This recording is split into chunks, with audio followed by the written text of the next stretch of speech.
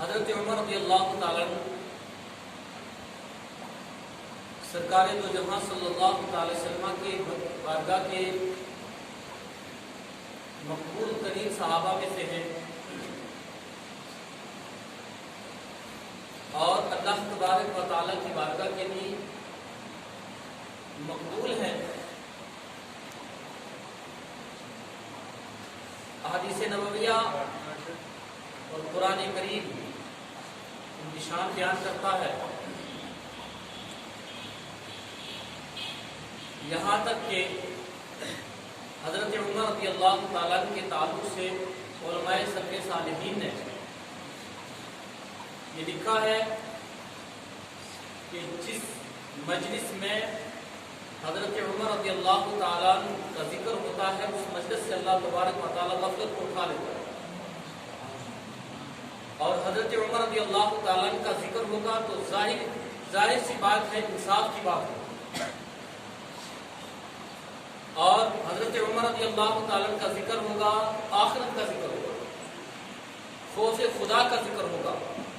خشیت خدا کا ذکر ہوگا، خلوص کا ذکر ہوگا، اور جب خلوص کا اور للہیت کا اور عدل و انصاف کا ذکر ہوگا تو اللہ تبارک و تعالیٰ کی رحمتیں ضرور برسیں گی۔ تو حضرت فاروق اعظم رضی اللہ تعالیٰ جو نبی کائنات صلی اللہ علیہ وسلم کی مراد ہیں، مراد قلب مصطفیٰ ہیں، اللہ کے نبی صلی اللہ علیہ وسلم مکہ شریف میں تھے اور مصطفیٰ کریم صلی اللہ علیہ وسلم نے خانہ کعبہ کے سامنے جو ملتزم ہے، مقام ملتزم پر دیوار کعبہ کے سامنے، کعبہ شریف کے دروازے کے سامنے اللہ تبارک و تعالیٰ کی بارگاہ میں ہاتھ اٹھا دیے، پروردگار عالم اللہم ایّد الاسلام عمر بن خطاب رضی اللہ تعالیٰ،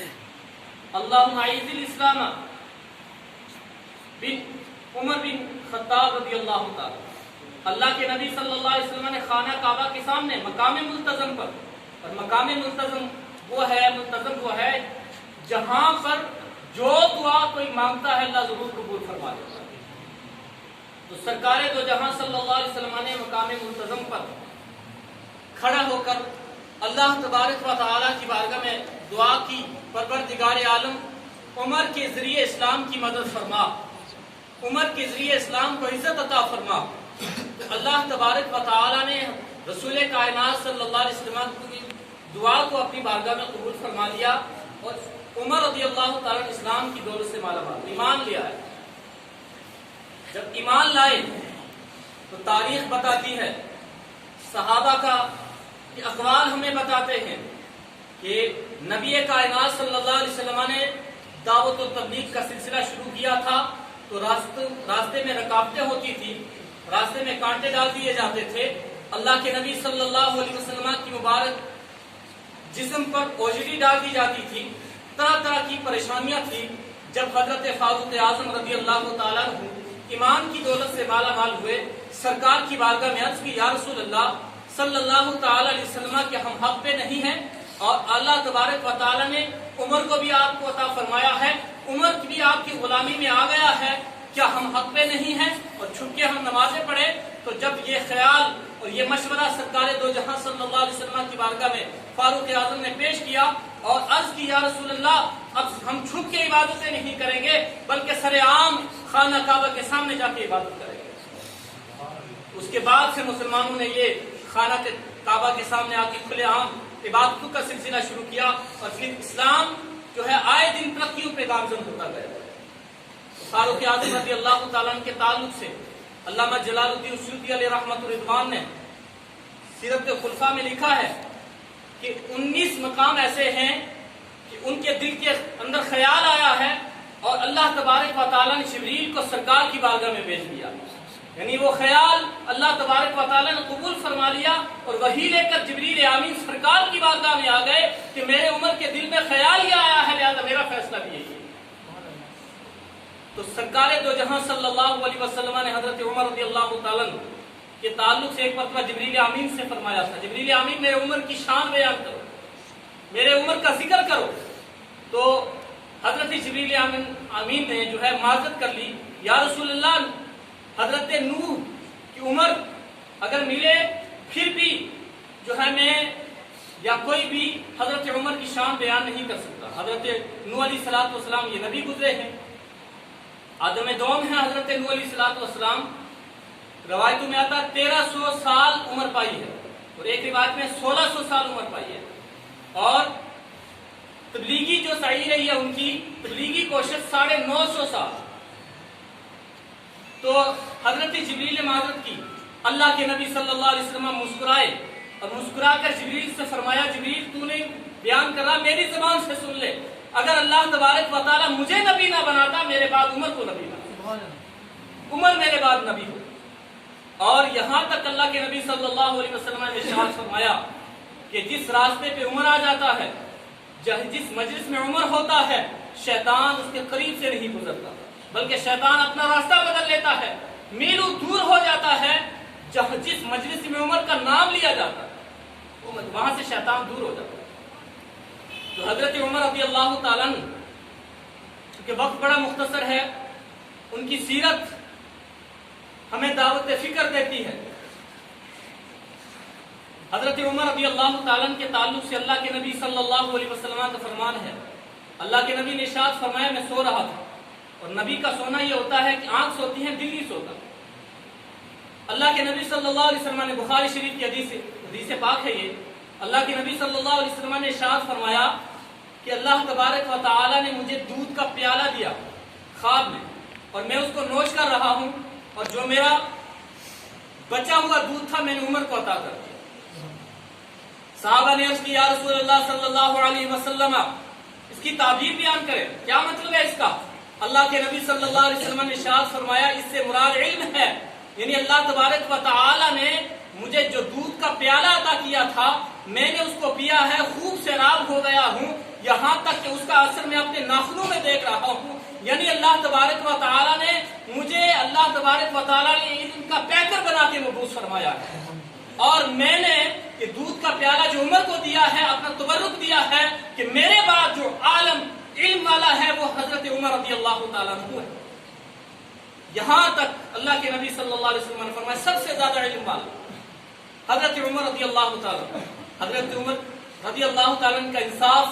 اور حضرت عمر رضی اللہ تعالیٰ کی خشیت، انصاف پوری دنیا میں پھیلا ہوا حضرت عمر رضی اللہ تعالیٰ، اور خشیت کا عالم یہ کہ راستے میں جا رہے تھے، خلیفہ تھے، امیر المومنین تھے، اللہ تبارک و تعالیٰ سے اتنا ڈرتے تھے، اللہ کے خوف سے لرزہ بر اندام رہتے تھے۔ راستے میں جا رہے تھے مسجد نبوی کے اندر نماز پڑھانے کی غرض سے، ایک گھر سے قرآن کریم کی تلاوت سنی، ان عذاب ربک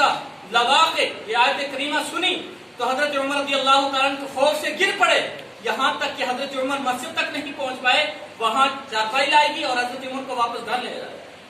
اتنا خوف تھا۔ اور انصاف کا عالم کہ پوری دنیا میں 22.5 لاکھ مربع میل کے حاکم تھے حضرت عمر رضی اللہ تعالیٰ، انصاف پھیلا ہوا تھا، اور حضرت عمر رضی اللہ تعالیٰ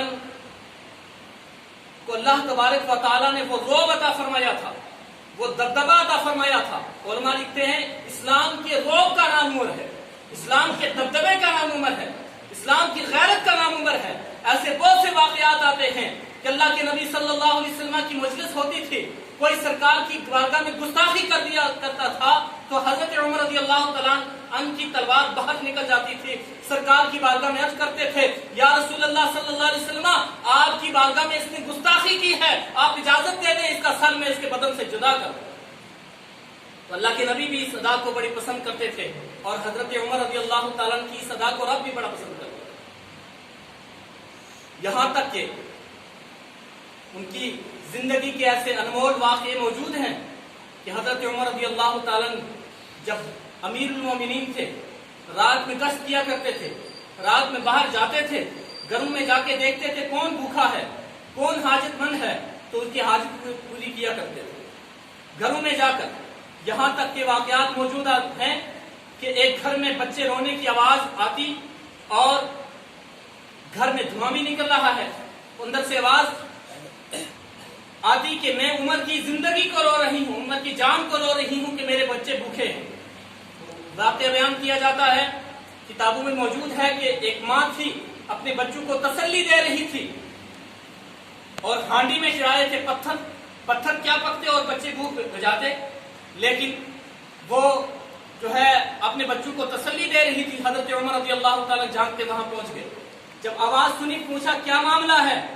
कहा आप जाइए, मैं उमर की जान को रो रही हूँ। उमर कहाँ है? वो अमीरुल मोमिनीन बना फिरता है, वो है कहाँ? मेरे बच्चे भूखे हैं। हजरत उमर रज़ी अल्लाह ताला ने कहा कि उमर बेचारा वो फंसा हुआ है, ये दुनिया के सारे मामलात उसके सामने हैं, सारे लोगों की बातें, सफीरों की बातें सुननी पड़ती हैं, तो लिहाजा आप जो है उमर की शिकायत ना करें। कहा नहीं, आप जाइए, मैं उमर की शिकायत अल्लाह की बारगाह में कल मैदान में महशर करूंगी, उमर की गिरबान पकड़ूंगी। कहा ना करो। हजरत उमर रज़ी अल्लाह ताला दौड़े, गनीमत से उसके खाने का इंतजाम करके वहां पहुंचे और सारा माल पकाकर बच्चों को खिलाया भी और बच्चों को जो है बच्चों का दिल भी बहलाया। उसके बाद फिर कहा कि उमर की जान को बख्श दो। उस माँ ने कहा नहीं, उमर की जान को नहीं बख्शूंगा, तेरे जैसा हाकिम होना चाहिए। कहा उमर की जान को बख्श दो। कहा नहीं बख्शूंगी। तो हजरत उमर रज़ी अल्लाह ताला ज़ारो क़तार रोने लगे, ज़ारो क़तार रोने लगे और कहने लगे कि उमर मैं ही हूं। तो ये जिंदगी थी हजरत फारूक आज़म रज़ी अल्लाह ताला। अब एक वाक़या उनकी जिंदगी का आखिरी मैं सुना दूं और यही हमारी गुफ्तगू का महवर होगा और आपके लिए, हम सब के लिए दावत फिक्र होगा। हजरत उमर रज़ी अल्लाह ताला मस्जिद नबवी के अंदर आए हैं नमाज फजर के लिए और हजरत उमर रज़ी अल्लाह ताला हमेशा हम वक्त अल्लाह की बारगाह में दुआ किया करते थे, परवरदिगार आलम मुझे शहादत की मौत अता करना, परवरदिगार आलम मुझे शहादत की मौत अता करना और करना भी मदीना शरीफ के अंदर। तो नबी कायनात सल्लल्लाहु अलैहि वसल्लम की मस्जिद के अंदर, मस्जिद नबवी के अंदर सरकार फारूक आज़म रज़ी अल्लाह ताला नमाज फजर पढ़ाने आए। इधर तकबीर तहरीमा कही, अल्लाहु अकबर कहकर हाथ बांध दिया। एक गुलाम आया फिरोज, उसने आकर दो मुंह वाला खंजर हजरत उमर रज़ी अल्लाह ताला के पेट में जो है घुसा दिया। हजरत उमर रज़ी अल्लाह ताला गिर पड़े। हजरत उमर रज़ी अल्लाह ताला ने फौरन हजरत अब्दुर्रहमान बिन औफ से फरमाया, अब्दुर्रहमान बिन औफ मेरा ख्याल ना करना, बाकी सहाबा को नमाज पढ़ाओ। वो आज इस तरह की आपका ख्याल तो क्या होगा कि हमारी तरह जिस तरह हम लोग नमाज फजर पढ़ते हैं वैसी नमाज होगी। नहीं, आज हमें जमात के लिए एक आदमी मिलता है और बसा औकात एक भी नहीं मिलता, मस्जिदें वीरान होती हैं। लेकिन वो दौर हजरत फारूक आज़म रज़ी अल्लाह ताला का तो सारे सहाबा, सारे मदीना वाले मस्जिद नबी के अंदर आया करते। हम तो कानून की लज्जत लेते हैं, इस्लाम का नाम लेकर पेट भरते हैं, लेकिन फारूक आज़म की का दौर खिलाफत, सहाबा की मुबारक जिंदगियां, मस्जिद नबी खचा खचबरी है और हजरत फारूक आज़म रज़ी अल्लाह ताला ने तकरीर तहरीमा कह ली है, किरात शुरू करने वाले हैं। और हजरत फारूक आज़म रज़ी अल्लाह ताला की नमाज के ताल्लुक से उलमा बयान करते हैं, जब हजरत फारूक आज़म रज़ी अल्लाह ताला नमाज पढ़ाया करते थे, सारे सहाबा कुरान करीम सुनकर जो है ज़ारो क़तार रोने लिया करते थे, रोते थे ज़ारो क़तार। यहाँ तक के सहाबा बयान करते हैं, हम एक दूसरे को देखते थे नमाज फारिग होने के